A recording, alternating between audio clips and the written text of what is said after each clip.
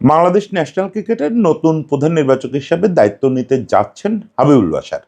এমনও হতে পারে যে এই কন্টেন্টটা আপনি যখন দেখতেছেন ততক্ষণে তিনি আনুষ্ঠানিকভাবে দায়িত্ব গ্রহণের প্রস্তাব পেয়ে গেছেন। এইটা আজকেই একটা মিটিং ছিল, সেই মিটিংয়ের সিদ্ধান্তটা চূড়ান্ত হওয়ার কথা। হাবিবুল বাশারের সঙ্গে আনঅফিসিয়ালি বোর্ডের কথা হয়ে গেছে। হাবিবুল বাশার নিজেও সেটাতে সম্মতি দিয়েছেন, ফলে এটা জাস্ট সময়ের ব্যাপার। নতুন প্রধান নির্বাচক আমাদের সাবেক ক্যাপ্টেন হাবিবুল বাশার হতে যাচ্ছেন। হাবিবুল বাশারকে আমি বলি যে বাংলাদেশের ক্রিকেটে সবচেয়ে কম চর্চিত তারকা, সবচেয়ে কম চর্চিত, যাকে নিয়ে সবচেয়ে কম কথা হয়, কিন্তু সবচেয়ে গুরুত্বপূর্ণ তারকা। কারণ এই লোকটার একে তো তার যে নেতৃত্ব এবং তার যে বাংলাদেশের ইতিহাসের শুরুর দিকের ব্যাটিং, এই দুটোর কারণেই তাকে বাধাই করে রাখা উচিত।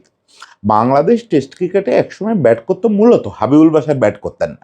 আশরাফুল এসে একটা বিরাট চমক দিত কখনো, বা কখনো অন্য কেউ একটা চমক দিত, কিন্তু মূলত হাবিবুল বাশার দিনের পর দিন 50 করে যেতেন। লোকে তখন আদর করে 50 ম্যান বলতো, মিস্টার 50 বলতো, যেটা আসলে হাবিবুল বাশারের যে যোগ্যতা সেটাকে একটু খাটো করেও দেখায়। হাবিবুল বাশারের আসলে অনেকগুলো সেঞ্চুরিও হওয়া উচিত ছিল, কাছাকাছি গিয়ে কেন যেন 70-80 রানে আউট হয়ে যেতেন। আর নেতৃত্বের কথা যদি বলেন তাহলে বাংলাদেশ ক্রিকেট আধুনিক যুগে প্রবেশই করছে তার নেতৃত্বে। বাংলাদেশ ক্রিকেটের প্রথম ওয়ানডে সিরিজ জয়, দীর্ঘ বিরতির পর 5 বছর বিরতির পর প্রথম আন্তর্জাতিক ম্যাচ জয়, প্রথম টেস্ট জয়, প্রথম টেস্ট সিরিজ জয়, Sri Lanka, India, Australia, South Africa, almost সব জায়ান্টদের বিপক্ষে প্রথম ম্যাচটা জয়, সবগুলোর ক্যাপ্টেন হচ্ছেন হাবিবুল বাশার। এবং বাংলাদেশের যে গোল্ডেন জেনারেশন দুইটা আমরা যদি দাবি করি, এই দুটো গোল্ডেন জেনারেশনই গড়ে উঠছে তার ক্যাপ্টেন্সিতে। ফলে হাবিবুল বাশার বাংলাদেশের ক্রিকেটের অপরিহার্য একজন আলোচ্য ব্যক্তিত্ব। কিন্তু কোনো একটা কারণে উনি একটু আলোচনার বাইরেই থাকেন, সেটা খারাপ না। আলোচনার বাইরে থাকা ভালো, তাতে দীর্ঘদিন পর্যন্ত অন্তত আলোচনার শিকারও কম হলে চলে। হাবিবুল বাশার সেই যে তার লো প্রোফাইল, সেই লো প্রোফাইলটা অবশেষে ভাঙতে বাধ্য হচ্ছেন। এখন প্রধান নির্বাচক হচ্ছেন না, এখন প্রতিনিয়ত তিনি স্ক্রুটিনির মধ্যে থাকবেন, প্রতিনিয়ত তাকে নিয়ে ফেসবুকে লেখা হবে, মিডিয়ায় কথা বলতে হবে। এই হাবিবুল বাশারের প্রতি আমার একটু প্রত্যাশার কথা জানাই। আমি আজকের কন্টেন্টে হাবিবুল বাশারের প্রতি কয়েকটা প্রত্যাশার কথা জানাই, একই সঙ্গে শেষ দিকে হাবিবুল বাশারকে একটু সতর্ক করে দেব। সেটা অবশ্য উনি কাছ থেকে বহুত দেখছেন এবং অত্যন্ত অত্যন্ত চালাক মানুষ। ফলে হাবিবুল বাশার নিশ্চয়ই তার সতর্কতাটা ঠিক রাখবেন। তারপরও আমি একটু আমার জায়গা থেকে আমার প্রত্যাশাগুলো বলি এবং সতর্কতাটা মনে করায় দেই। খেলোয়াড় হাবিবুল বাশার, অধিনায়ক হাবিবুল বাশারকে যদি বাদও দেন, তাও আমি বাংলাদেশের ক্রিকেটে হাবিবুল বাশারকে বিরাট একটা জায়গায় রাখবো। সেটা হচ্ছে মানবিক হাবিবুল বাশার। হাবিবুল বাশার বাংলাদেশের ক্রিকেটের ড্রেসিং রুম কালচারটারে প্রথম শক্তপোক্ত করছিলেন। প্রথম যিনি অ্যাকচুয়ালি ড্রেসিং রুম কালচারটা তৈরির চেষ্টা করছিলেন, সেই লোকটার নাম শুনলে আপনারা রাগ হবেন। কারণ সেই লোকটা আসলে জনপ্রিয় লোক না, খালেদ মাহমুদ সুজন। তার আগ পর্যন্ত বাংলাদেশে ওই অর্থে কোনো ড্রেসিং রুম বর্নিংই ছিল না। কিন্তু হাবিবুল বাশার এই জিনিসটাকে একটা ফ্যামিলির রূপ দিছিলেন, আইডিয়াল যে একটা রূপ, যে টিমের প্রত্যেকে ফিল করবে আমি এই টিমের পার্ট অ্যান্ড পার্সেল। এমনও ছিল হাবিবুল বাশারের ক্যাপ্টেন্সির সময় বিভিন্ন খেলোয়াড় তাদের পারিবারিক এবং ব্যক্তিগত বিভিন্ন সংকট, যেটা চূড়ান্ত ব্যাপার, সেটা টিমকেই জানাতো, ক্যাপ্টেনকেই জানাতো, ক্যাপ্টেনের বাসায় বসে সেই জিনিসগুলো সমাধান হতো। এমনকি হাবিবুল বাশারের ওই টিমের খুব তারকা একজন খেলোয়াড়ের বিবাহ বিষয়ক সংকট, প্রেম বিষয়ক সংকটও পুরো টিম মিলে বসে, দুই ফ্যামিলির সঙ্গে বসে সমাধান করছিলেন। এটা বলার কারণ হচ্ছে এত বেশি বন্ডিং হাবিবুল বাশার ক্রিয়েট করতে পারছিলেন। ওই পরিমাণে মানবিক মানুষ ছিলেন এবং খুব রসিক মানুষ।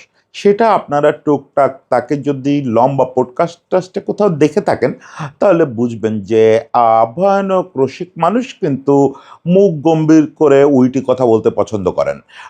খুব দারুণ একটা জোক করবেন কিন্তু নিজে হাসবেন না, মানে প্রকৃত রসিক মানুষের যে লক্ষণ, সে ব্যাপারগুলো 16 আনা বিদ্যমান। আমি ব্যক্তি হিসাবে হাবিবুল বাশারকে মানে খুবই পছন্দ করি, খুবই পছন্দ করি। আমার সঙ্গে ঘনিষ্ঠতা থাকা না থাকার ব্যাপার না, তার ব্যাটিং, তার ক্যাপ্টেন্সি এগুলো বাদ দিয়ে আমি মানুষ হাবিবুল বাশারেরও প্রচণ্ড ভক্ত, প্রচণ্ড ভক্ত। সেই হাবিবুল বাশারকে আমি কতগুলো জিনিস শুরুতে সতর্কতার কথা বলি। সুমন ভাইয়ের যেটা হচ্ছে, সুমন ভাইকে তার জীবনে খুব একটা সমালোচনার মধ্যে পড়তে হয় নাই। মানে উনি তরবারির ওই সাইডটা এখনো দেখেন নাই খুব বেশি, খুব বেশি দেখেন নাই। উনি জনমানুষের কথা যদি বলি, জনমানুষ এবং মিডিয়ার, কারণ হচ্ছে কি ক্যারিয়ারের শুরুটাই হয়েছিল তার মিডিয়ার একটা প্রবল সমর্থন নিয়ে। সুমন ভাইকে টেস্ট দল থেকে বাদ দিয়ে দেওয়া হয়েছিল, প্রথম টেস্টের দল থেকে। ইনফ্যাক্ট সুমন ভাই তার ক্যারিয়ারের মধ্যগগনে কয়েকটা দুর্ভাগ্যের শিকার হয়েছেন। আইসিসি ট্রফি 97-এর দলে প্রচণ্ড ফর্মে থাকা অবস্থায় তাকে নেওয়া হয় নাই। 99 বিশ্বকাপ দলে দুর্দান্ত ফর্মে, তখন ঘরোয়া ক্রিকেটে বিমানের হয়ে দুর্দান্ত খেলতেছেন সুমন ভাই, তাকে নেওয়া হয় নাই। সে সময় মিডিয়া অতটা রুখে দাঁড়ায় নাই, কিন্তু প্রথম টেস্টের দল যখন ঘোষণা করা হলো তখন হাবিবুল বাশারের জন্য মিডিয়া ঝাঁপায় পড়ছিল এবং মানুষও, তখন তো ফেসবুক ছিল না। এই যে প্রচণ্ড শোরগোল, সেটা এড়াতে না পেরে নির্বাচক কমিটি অনেকটা তাদের নিজেদের ডিসিশন গিলে ফেলে সুমন ভাইকে টিমে ফিরেছিল। সুমন ভাই কিন্তু সেটা প্রতিদান দিয়েছিল 70+ একটা ইনিংস খেলে, মানে 50 করেই মিস্টার 50-র যাত্রা শুরু হয়েছিল। এরপর থেকে সুমন ভাইয়ের দল, সুমন ভাই অনেক সময় অনেক সংকটের ভিতর থেকে গেছে, অনেক কিছু হয়েছে, কিন্তু সুমন ভাই কখনো, যে যৌক্তিকভাবেই সুমন ভাই তার ওই টিম নিয়ে তো সর্বোচ্চ যা করা সম্ভব তাই করছে, ফলে যৌক্তিকভাবেই সুমন ভাই কখনো অন্য রূপটা দেখতে হয় নাই। আর তখন মানুষজন একটু কম সিনিক ছিল। ওই টিমটাই যদি আজকের এই ফেসবুক যুগে হতো তাহলে হয়তো সুমন ভাইকে নিয়ে প্রচুর গালিগালাজ ট্রল হতো, হয়তো বিভিন্ন সাবজেক্ট বেরোয় আসতো, আমি জানি না। আজকের যে যুগ, এখন তো মানে সিনিক একটা অবস্থা, যে কোনো লোকরে যে কোনো কিছু বলে ফেলা যায়, যা খুশি তাই করা যায়, যা খুশি ট্রল করা যায়, এ এক অদ্ভুত স্বাধীনতার পৃথিবী। ফলে এখানে হলেও হতে পারত যে সুমন ভাই ট্রলের শিকার হয়েছে। হ্যাঁ, সুমন ভাই সমালোচনার শিকার হয়েছিল যখন আইসিএলে গেল, তারপরেও মিডিয়া তার প্রতি একটা সফট ছিল, যে সে তো রিটায়ার করে তারপরে গেছে। সে আর রফিক ভাই মূলত রিটায়ারমেন্টে যাওয়ার পরে আইসিএলে গেছে, ফলে তাদের সঙ্গে ওরকম কোনো ব্যাপার ছিল না যে তারা দেশকে বঞ্চিত করে গেল, দেশের ক্রিকেট ক্ষতিগ্রস্ত হলো, ওরকম কিছু না। আর দ্বিতীয় কথা হচ্ছে, সুমন ভাই আইসিএল টিম যে তৈরি এই প্রক্রিয়ার সঙ্গে ছিল না। লাস্ট মোমেন্টে এটা জাস্ট একটা ভালো টাকার অফার হিসাবেই গেছিল, এটা মিডিয়াতে ওপেন ছিল, ফলে পাবলিক ওই ব্যাপারটা নিয়ে খুব বেশি বাকিদের প্রতি যেরকম ক্ষোভ, ওই জিনিসটা কখনো প্রদর্শন করে নাই।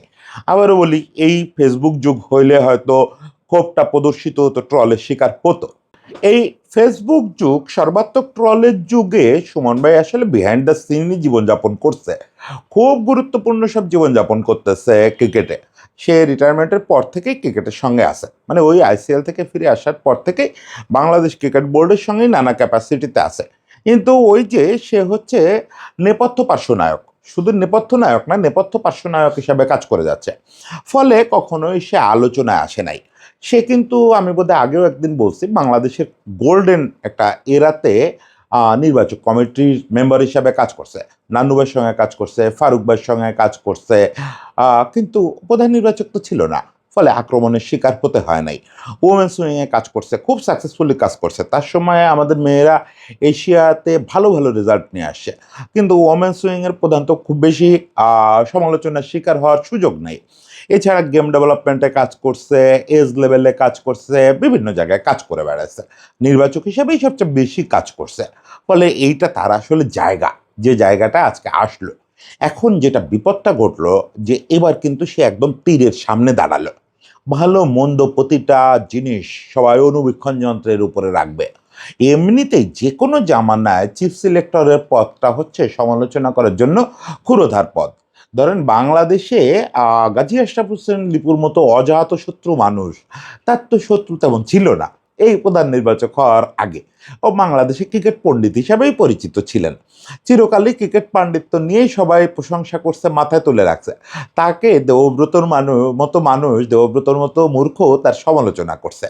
বোঝেন তাহলে এই পথটা কতখানি বিপজ্জনক। ফেসবুকে ট্রল তো হয়ই, আমার মতো মানুষও তার সমালোচনা করতে বাধ্য হয়েছে। এটাই ক্যারেক্টার, ওই চেয়ারটার ব্যাপারটাই এরকম যে সমালোচনা করতেই হবে আপনাকে।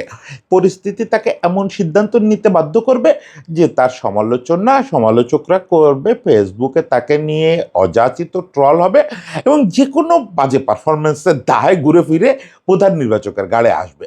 আরও যে এটার সঙ্গে কিছু লোক জড়িত আছে, আসলে আমরা তাকে আক্রমণ তাদের বলতে পারবো না, কারণ চেয়ার তো হাবিবুল বাশারের। ফলে হাবিবুল বাশারকে এইটা একটু থাকতে হবে। আমি তার সঙ্গে কথা বলে বুঝছি সে খুব প্রস্তুত আছে, এটার জন্য খুব প্রস্তুত আছে। সে আমাকে মজা করে বলতেছিল যে যতদিন এই চেয়ারটা থাকবো ততদিন কি কি হতে পারে এটা আমি দেখে দেখে শিখে রাখছি। ফলে এটার জন্য আমি মানসিক প্রস্তুতি নিয়ে হ্যাঁ এটা বলছি। এখন তাহলে একটু প্রত্যাশার জায়গাটা বলি। ক্যাপ্টেন হাবিবুল বাশার সুমন, তার কাছ থেকে প্রত্যাশার জায়গাগুলো আমার খুব পরিষ্কার, খুব পরিষ্কার। প্রথমত হচ্ছে যে জিনিসটা আমার ধারণা অটোমেটিক হবে, এটা হাবিবুল বাশার সুমনের মধ্যে বিল্ট ইন আছে, সেটা হচ্ছে খেলোয়াড়দের সঙ্গে স্বচ্ছ সম্পর্ক রাখা। এই জিনিসটা আমাদের প্রধান নির্বাচকদের মধ্যে বা নির্বাচকদের মধ্যে সবসময় একটু অনুপস্থিত থাকে চিরটা কাল। এটা মূলত হয় আমাদের প্রধান নির্বাচকরা নিজেদেরকে সিংহাসনে বসা মনে করেন, আর খেলোয়াড়দেরকে অধীনস্থ মনে করেন। এই ডিফারেন্সটা ঠিক আছে যে প্রধান নির্বাচক তাদের সুপ্রিয়র, প্রধান নির্বাচক তাদের অভিভাবক, এটা তো সত্যি। কিন্তু এটা করতে গিয়ে যেটা হয় খেলোয়াড়দের সঙ্গে দূরত্ব অনেক বেশি তৈরি হয়ে যায়। মানে একটা ছেলেকে কেন বাদ দেওয়া হচ্ছে ওই ছেলেটাকে প্রপারলি এক্সপ্লেন করা হয় না। একটা ছেলেকে কেন ডাকা হচ্ছে সেটাও অনেক সময় এক্সপ্লেন করার দরকার হয়। একটা ছেলেকে প্রস্তুত রাখা যে তুমি একটু প্রস্তুত থাকো, তোমাকে কিন্তু নেক্সট টুর্নামেন্টে হুট করে ডাকতে পারি, আমার এরকম একটা প্ল্যান আছে। যে জিনিসগুলো আমাদের খেলোয়াড়দের খুব বিপাকে ফেলে এবং তাদের মোরালিও খুব ঝামেলা ফেলে। একটা ছেলে খারাপ করতেই পারে, তাকে আপনার কোনো এক সময় হুট করে বাদ দিতেই হতে পারে, সিরিজের মধ্যেও বাদ দিতে হতে পারে, কম্বিনেশনের কারণে বাদ দিতে হতে পারে, পারফরমেন্স ছাড়াও কম্বিনেশনের কারণে বাদ দিতে হতে পারে। যে ছেলেটা আগে সিরিজেই অস্ট্রেলিয়া ভালো করে আসছে সেই ছেলেটাকে হয়তো আপনি দেশের মাটিতে সিরিজ খেলাতে পারতেছেন না কম্বিনেশনের কারণে, দেশের মাটিতে আপনার আরও কয়টা স্পিনার লাগবে, দুর্ভাগ্যজনকভাবে তারা বাদ দিতে হবে। এখন ছেলেগুলো বুঝে উঠতে পারে না যে তাহলে আমি কি শেষ হয়ে গেলাম, আমাকে হঠাৎ করে বাদ দিল কেন, আমার প্রতি কেন এই বিরাগ দেখাচ্ছে। ফলে প্রধান নির্বাচক সুমনের প্রতি আমার প্রথম চাওয়া থাকবে ওই যেটা বললাম সেটা তিনি অটোমেটিক করবেন বলে আমার ধারণা, খেলোয়াড়দের সঙ্গে স্বচ্ছ সম্পর্ক রাখা। শুধু ভালো সম্পর্ক রাখাটা এখানে যথেষ্ট না, ভালো সম্পর্ক তো হাবিবুল বাশার সুমনের সঙ্গে নাই এরকম কোনো ক্রিকেটার বাংলাদেশে পয়দা হয় নাই, এরকম কোনো ক্রিকেটার আগেও পয়দা হয় নাই, এখনো নাই। জীবিত সকল ক্রিকেটারের সঙ্গে সুমন ভাই ভালো সম্পর্ক, ভালো সম্পর্কটার কথা আমি বলতেছি না, স্বচ্ছ সম্পর্ক। মানে প্রত্যেক ন্যাশনাল টিমের এবং যে টিমের, টাইগার্স টিম হোক, এ টিম হোক, আন্ডার 19 টিম হোক, যে টিমের যেই হোক, সে যেন জানে যে সে কি অবস্থায় আছে, তাকে যেন সেটা প্রপারলি প্রধান নির্বাচক নিজেই সবসময় ফোনে সবাইকে জানাতে পারবেন না, জুনিয়র টিমগুলো জুনিয়র নির্বাচক আছে তারা জানাবেন, কিন্তু তিনি যেন নিশ্চিত করেন যে এটা প্রত্যেক নির্বাচক এই কাজটা করতেছেন। জাতীয় দলের সবাইকেও প্রধান নির্বাচকের পক্ষে রিচ করা কঠিন হয়ে যাবে, মাত্র 2-3 জন মানুষ কাজ করে, সেটা কোনো না কোনো নির্বাচককে দিয়ে ওটা ইনশিওর করতে হবে যে এই ছেলেটা বাদ পড়লে ওর সঙ্গে কথা বলো, ওরে নিয়ে বসো, দরকার হয় বসে পরিস্থিতি বুঝায় বলো, আমাদের গেম প্ল্যান বুঝায় বলো। এবং একই সঙ্গে এটার অংশ হিসাবে আমি বলবো যে কোচ ক্যাপ্টেন, কোচ ক্যাপ্টেনের সঙ্গে স্বচ্ছতার একটা সম্পর্ক তৈরি করা। End of the day Suman ভাই আপনার মনে থাকার কথা যে আপনি বাংলাদেশের প্রথম এবং এখন পর্যন্ত একমাত্র ক্যাপ্টেন যে পদাধিকার বলে নির্বাচক ছিলেন। এটা ডেভ হোয়াটমোর জেদ করে করছিল যে অস্ট্রেলিয়ান কাঠামো বাংলাদেশে এক্সিকিউট করতে হবে, কোচ এবং ক্যাপ্টেন পদাধিকার বলে নির্বাচক হবে। আমি আশা করি বাংলাদেশ ক্রিকেট বোর্ড আবার সেই দিকে হাঁটবে যে বাংলাদেশ নির্বাচক কমিটি কোচ ক্যাপ্টেনকে ইনকর্পোরেট করবে। না করলেও হাবিবুল বাশার সুমন যেন ওই জায়গাটা তিনি যেন ভেতর থেকে ফিল করেন যে এরা দুজন আমার কমিটির সদস্য। আপনার কমিটির মেম্বারদের সঙ্গেও যেরকম তথ্য আদান প্রদান করেন, যেরকম তাদের মতামত গুরুত্বের সঙ্গে নেন, যেরকম তাদেরকে নিজের প্রতিটা চিন্তা জানান, ক্যাপ্টেন এবং কোচকে এটা জানাতে হবে। এটা আপনার চেয়ে ভালো কেউ বুঝবে না, হাবিবুল বাশারের চেয়ে ভালো কেউ বুঝবে না যে মাঠে গিয়ে আসলে খেলাটা ক্যাপ্টেনকে পরিচালনা করতে হয়, 11টা কোচ ক্যাপ্টেনকে ঠিক করতে হয় এবং মাঠে সব কিছু ক্যাপ্টেনকে করতে হয়, সবটা দায় শেষ পর্যন্ত ক্যাপ্টেনের নিতে হয়।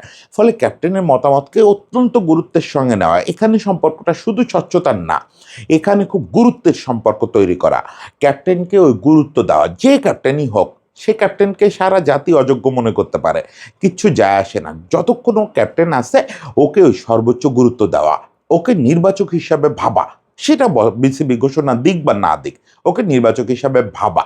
প্রধান নির্বাচক হাবিবুল বাশারের প্রতি আমার দ্বিতীয় যে দাবি সেটা হচ্ছে সায়েন্টিফিক অ্যাপ্রোচ তৈরি করা। এটা আমি সব ক্ষেত্রে যে যে দায়িত্বে যেতে চান তাকেই এই কথা বলতে চাই। সবসময় যে ক্রিকেটে স্পোর্টসে সায়েন্টিফিক অ্যাপ্রোচ তৈরি করতে হবে। সায়েন্টিফিক অ্যাপ্রোচ তৈরি করা বলতে কি, ডাটা ড্রিভেন একটা পুল তৈরি করা, ডাটাকে খুব গুরুত্ব দেওয়া।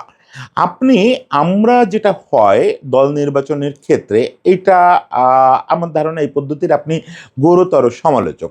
আমরা আসলে ভালো ভালো পারফর্মার দিয়ে টিম করতে চাই, মানে কে কে ভালো পারফরমেন্স করছে, কোন পজিশনে করছে, কার বিপক্ষে করছে, পরিস্থিতি কি ছিল, এইগুলা খুব একটা বিবেচনায় রাখি না। কেউ একজন আমাকে একবার মজা করে বলতেছিল যে যদি এমন হইতো যে 7জন ওপেনার সিজনের সর্বোচ্চ রান সংগ্রহ করতো, আমাদের নির্বাচকরা 7জন ওপেনারকে দলে ডেকে দিত। মানে ওইখানে 3-4 নম্বরের জন্য যে আলাদা কাউরে ডাকা, 5-6 নম্বরের জন্য আলাদা কাউকে ডাকা, এই ব্যাপারটা না, এতটাও খারাপ আমাদের নির্বাচকরা কোনো কালে ছিল না।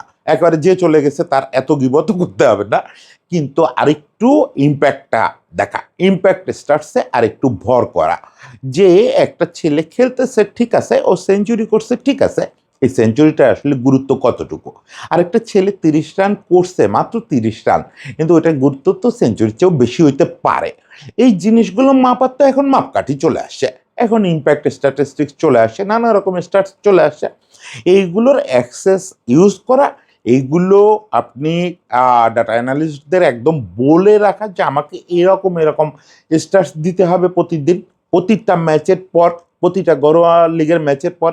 যদি তাদের সফটওয়্যার না থাকে, সেটা কেনানোর জন্য আপনার চাপ দিতে হবে বোর্ডকে, যে এই সফটওয়্যার ডাটা অ্যানালিস্টটা না পাইলে আমি প্রপারলি খেলোয়াড়দের সম্পর্কে ধারণা পাচ্ছি না। এবং আমি বিসিবিকে বলবো যে নির্বাচকদের রুমে অ্যানালিস্ট বসান, শুধু ডাটা অ্যানালিস্ট টিমের সঙ্গে অ্যানালিস্ট থাকবে তা না, নির্বাচকদের রুমে অ্যানালিস্টদের একটা এক্সটেনশন থাকা উচিত। মানে প্রত্যেক নির্বাচক যাতে যে মুহূর্তে মাথায় আসে সেই মুহূর্তে জিজ্ঞেস করতে পারে যে এই অমুক, এখনই আমাকে বলো তো যে শেখ মেহেদীর ইসের বিপক্ষে, বাঁহাতি ব্যাটসম্যানদের বিপক্ষে 45 থেকে 50 ওভারের মধ্যে পারফরমেন্সটা কেমন গত 1 বছর, একটু এটা জানাও তো। বা ওই অমুক যে ওই দিন 5 উইকেট নিল, ওটার ইম্প্যাক্ট রেটিংটা একটু জানাও তো। এই জিনিসগুলোকে খুব বিবেচনায় নিতে হবে, মানে মোর সায়েন্টিফিক অ্যাপ্রোচে যাওয়া।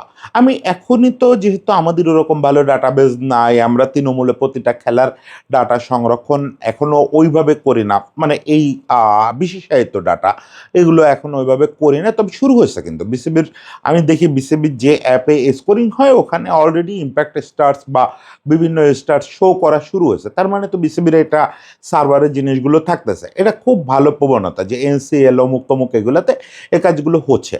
ফলে এই কাজগুলোকে সাদরে সাদরে গ্রহণ করা, মানে ক্লাসিকভাবে শুধুমাত্র ধারণার উপরে এবং শুধুমাত্র আবেগের উপরে টিম না করা, এইটা এখন আর পৃথিবীতে কোথাও হচ্ছে না। পৃথিবীতে সব জায়গায় আসলে ওই অ্যাপ্রোচটাই যাচ্ছে সবাই। প্রধান নির্বাচক সহ নির্বাচক কমিটির মূল ভরসা কিন্তু এখন ওই ডাটা অ্যানালিস্টটা। মানে আপনারা সুমন ভাই যখন নির্বাচক হলেন, সুমন ভাই ওই দৃশ্য দেখছেন যে আগে আমাদের নির্বাচকরা বিসিবি অফিস থেকে বেরোতেন না, ইনফ্যাক্ট তারা ওই টাকাও পেতেন না। সমালোচনা করার সময় এটাও মাথায় রাখতে হবে যে তারা কি আদৌ অ্যাবেল ছিলেন, ছিলেন না। ফারুক ভাই খুব লড়াই করে আমাদের নির্বাচকদের জন্য সম্মানজনক একটা বেতন নিয়ে আসছেন, যে প্রধান নির্বাচক যেন ক্যাপ্টেনের কাছাকাছি স্যালারি পান, এরকম একটা পরিস্থিতি তৈরি করছেন। এখন নির্বাচকরা ঘুরে বেড়াতে পারেন। এখন আবার 2026 সালে এসে আমি বলতেছি যে ঘোরা অত জরুরি না, আপনারা মাত্র 3জন মানুষ। এখন সুমন ভাই দায়িত্ব নেবে, সুমন ভাই মাত্র 2 সদস্য বিশিষ্ট নির্বাচক কমিটির প্রধান হবে। আমি আশা করি এটা খুব দ্রুত আরেকটু বড় করা হবে। আমাদের দেশে ডাটা অ্যাক্সেস এখনো ওই জায়গায় যায় নাই যে আসলে টেবিলে বসে সব কাজ করা যাবে, কিন্তু ওইটা আইডিয়াল সিনারিও যে এখন আর খুব বেশি বেরোবেন না আপনারা। আগে, আজ থেকে 3 বছর আগেও যেরকম আমরা বলতাম যে কই নির্বাচক এই খেলা দেখতেছে কম, অমুক তমুক, নির্বাচকরা এখন খেলা দেখবে চুজ করে করে, টার্গেট করে করে, যে অমুকের খেলা দেখতে একটু বগুড়ায় যাওয়া দরকার, ফাইন, সব ম্যাচ গিয়ে গিয়ে কাভার করার দরকার নেই।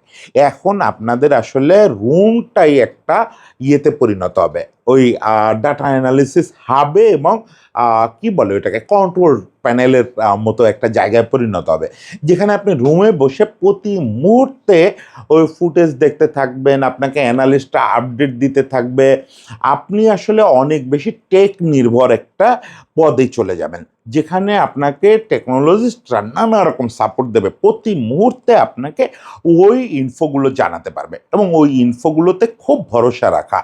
এবং চোখে দেখার তো একটা গুরুত্ব আছেই যে ইম্প্যাক্ট স্ট্যাটস অমুক তমুক সবকিছুর ওপরেও হাবিবুল বাশার সুমন নিজে গিয়ে যখন একটা ছেলের ব্যাটিং দেখবেন তখন তো তার ইমপ্রেশনটা অবশ্যই বেটার হবে।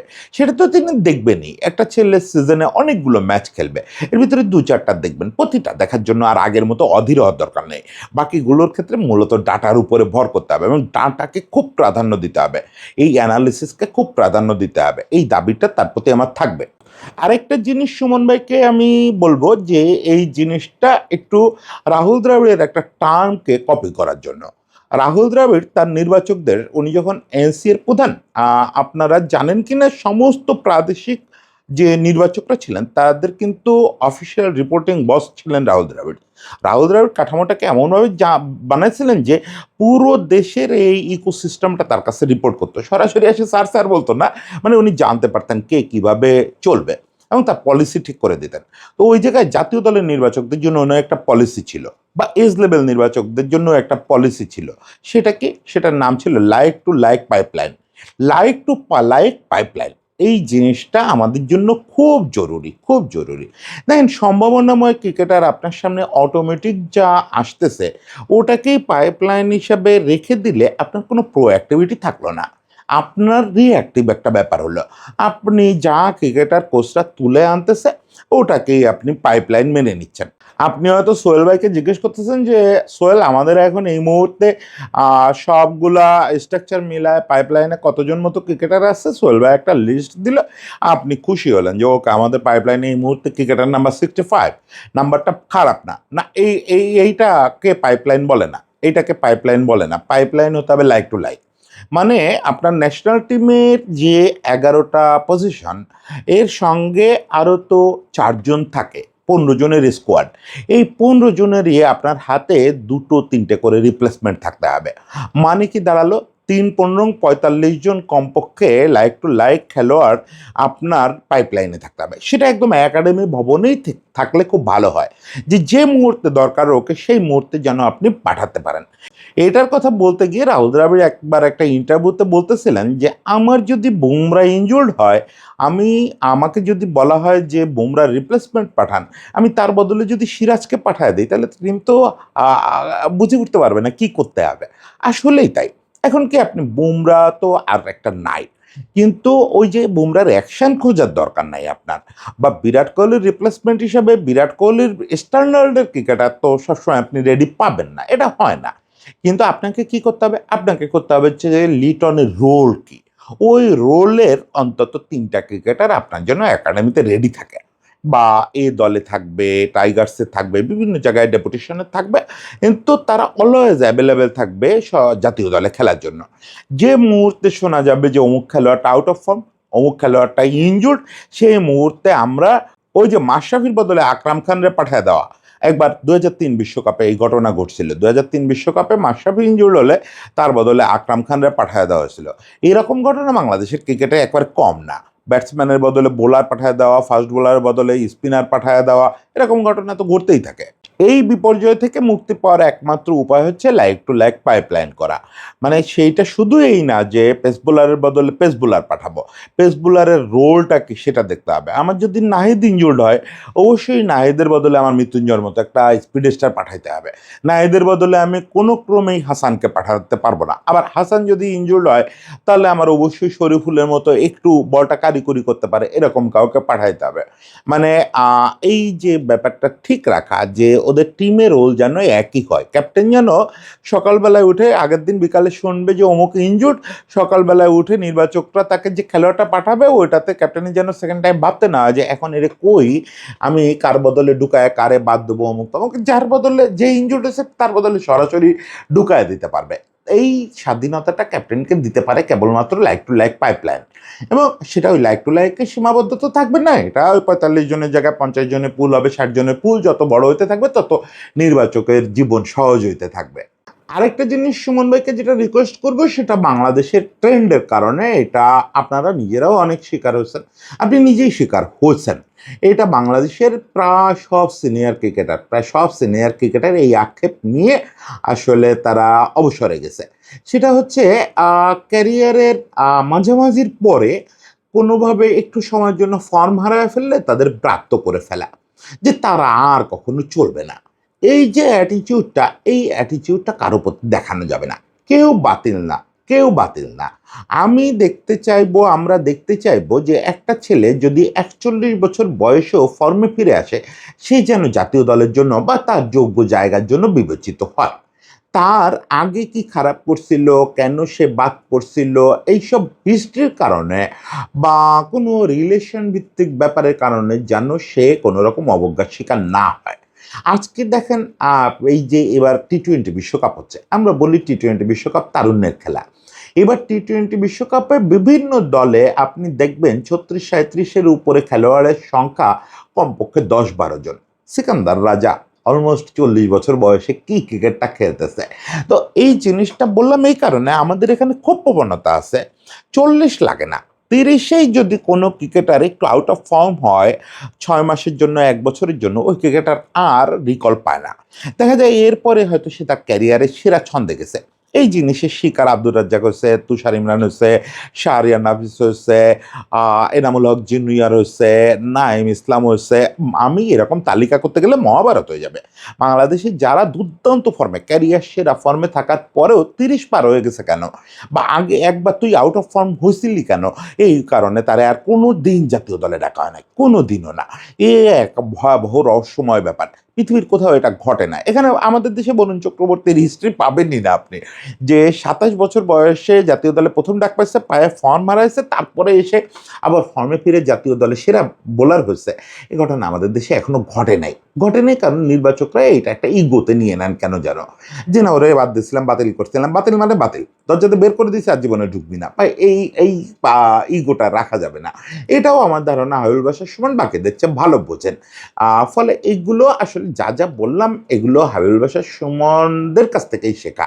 তারাই আমাদেরকে বুঝাইছেন যে আসলে ক্রিকেটটা কোথায় গেছে, ক্রিকেটে কি করা উচিত না উচিত। কিন্তু যেটা হয় যে ওই যে লিপু ভাইয়ের মতো পণ্ডিত মানুষকেও তো আমাদের দেখতে হয়েছে যে লিপু ভাই তার যে কথা, তার যে দর্শন, সেই দর্শনে ঠিক থাকতে পারেন নাই। মানে ওই চেয়ারে বসার পরে পরিস্থিতি তাকে দিয়ে ভিন্ন ভিন্ন কাজ করায় তিনি তার নিজের নীতিতে অটল থাকতে পারেন না। হোপফুলি সুমন ভাই সেইটা অ্যাভয়েড করতে পারবেন। সুমন ভাই তার যে এথিক্স, তার যে সায়েন্টিফিক অ্যাপ্রোচ, তার যে নীতিগত অবস্থান, এই জায়গাগুলোতে ঠিক থেকে এই জিনিসগুলো নিশ্চিত করবেন। একই সঙ্গে সুমন ভাইকে আরও একটু সতর্ক শেষ বেলায় যেটা করে দিব, ভয় বেশি দিচ্ছি সুমন ভাইকে আমি, জানি এই লোক ভয় পায় না, এই জন্যই ভয় দিচ্ছি। সেটা হচ্ছে যে please please please social media content creator এবং মিডিয়া সব পক্ষকে একটু ফু দিয়ে উড়ায় দিতে শিখবেন। এই জনপ্রিয় হওয়ার দরকার নেই। জীবনের একটা বড় সময় তো জনপ্রিয়তা পাইলেন কি পাইলেন না এটার পাত্তা দেন নাই। এখন যদি জনশত্রুতেও পরিণত হন 2-4 বছরের জন্য, কি যায় আসে? রোজ সকালে আপনি ফেসবুক ইউজ করেন না, হাবিবুল বাশার সুমন ফেসবুক ইউজ করে না, ওই মাঝে মাঝে হুটহাট করে একটা আইডি দিয়ে ঢুকে একটু দেখে কি চলতেছে। তো ফেসবুকে যদি আপনি গণশত্রু হয়ে যান, কন্টেন্ট ক্রিয়েটররা আমরা সবাই মিলে যদি আপনারা আক্রমণ করতেও থাকি, কিচ্ছুরে পাত্তা দেন না ততক্ষণ পর্যন্ত যতক্ষণ পর্যন্ত আপনি মনে করেন আপনি সঠিক আছেন। মানে জনজোয়ারে কোনো সিদ্ধান্ত বদলায় না। হ্যাঁ, আমরা তো মনে করব যে আপনি ভুল করতেছেন, আমরা ঠিক বলতেছি। কিন্তু সেটার প্রেক্ষিতে ওই যে প্যানিক বাইং বলে একটা ব্যাপার আছে ফুটবলে, যে একটা ভুল কেনা বেচা হয়ে গেলে টিম ওনাররা বা কেনার দায়িত্বে যারা থাকে তারা মার্কেট প্যানিক বাই শুরু করে। ওই জিনিসটা আমাদের নির্বাচকদের খুব সমস্যা। এইটা আদিকাল থেকে একটা ভুল হয়, ভুল হওয়ার পরে মিডিয়াতে ওটা নিয়ে সমালোচনা শুরু হয় যে এই রামরে নিয়ে ভুল হয়েছে, তার বদলে শ্যামরে নেওয়া উচিত ছিল। পরে সিরিজে শ্যামরে ডাকতে গিয়ে আবার আরেকজনের বাদ দেওয়া হয়, সেটা আরেক ভুল। তারপরে সিরিজে তার বদলে রহিমরে নেওয়া হয়, সেটা আরেক ভুল। তারপরে সিরিজে আরেকজনে নেওয়া হয় তার বদলে, সেটা আরেক ভুল। মানে ভুলের পর ভুল হতেই থাকে এতে। আপনি যখন জনপ্রিয়তারে গুরুত্ব দিবেন, জনপ্রিয় হইতে চাইবেন, সোশ্যাল মিডিয়াকে সন্তুষ্ট রাখতে চাইবেন যে সোশ্যাল মিডিয়ায় জোয়ার উঠছে, সবাই মিলে আশরাফুলরে টিমে ফিরাও। আমাদের সোশ্যাল মিডিয়া কিন্তু মাঝে মাঝেই আপনি দেখবেন এই জোয়ারটা ওঠে। এখনও যেরকম সাব্বিরের জাতীয় দলে দেখতে চাওয়ার লোকের অভাব নেই, আমিও মাঝে মাঝে দেখতে চাই, সাব্বিরের জাতীয় দলে দেখতে চাই। কিন্তু এইসব স্রোতে ভাষা কোনো ক্রমেই যাবে না, তাইলে আপনার ক্যারিয়ারটা সর্বনাশ হয়ে যাবে। জনশত্রু হবেনি, এমন একটা চেয়ারে বসছেন, জনশত্রু হবেনি, সেটা আপনিও জানেন, আপনার সঙ্গে সে বিষয়ে আমার কথা হয়েছে। ফলে এই মিত্র হওয়ার জন্য, জনপ্রিয় হওয়ার জন্য কোনো রকম স্যাক্রিফাইস করেন না। যাই হোক, সুমন ভাইয়ের জন্য বিশাল শুভকামনা থাকলো। আমি জানি বাংলাদেশের ক্রিকেট হিস্ট্রি এই লোকটার একটা হাতে অনেকটা তৈরি, এখন আরেকটা হাত তৈরি আছে ক্রিকেট হিস্ট্রিকে আরেক ধাপ আগায় দেওয়া। আমাদের এখানে বিরাট একটা রিসোর্স লাইন আমাদের তরুণ ক্রিকেটাররা, বাচ্চা ক্রিকেটাররা নিজেরা নিজেরা করে ফেলছে। এবং আমাদের যে স্থানীয় কোচরা, বিশেষত আমাদের এই যারা ঢাকায় পাইপলাইন কোচিংটা দেখেন, যারা আমাদের রিজার্ভ কোচ হিসাবে কাজ করেন লোকালি, তারা একটা দুর্দান্ত রিসোর্স লাইন তৈরি করছেন, যেটার ইউজ আমরা কোনোভাবেই করতে পারতেছি না। আমাদের ন্যাশনাল টিমে সেটা কোনো প্রতিফলন নাই। সেই জিনিসটা নিশ্চিত করতে একজন বৈপ্লবিক প্রধান নির্বাচকের দরকার। সেই বিপ্লবটা হয়ে যাক। সুমন ভাই, অনেক শুভকামনা, অনেক ভালোবাসা।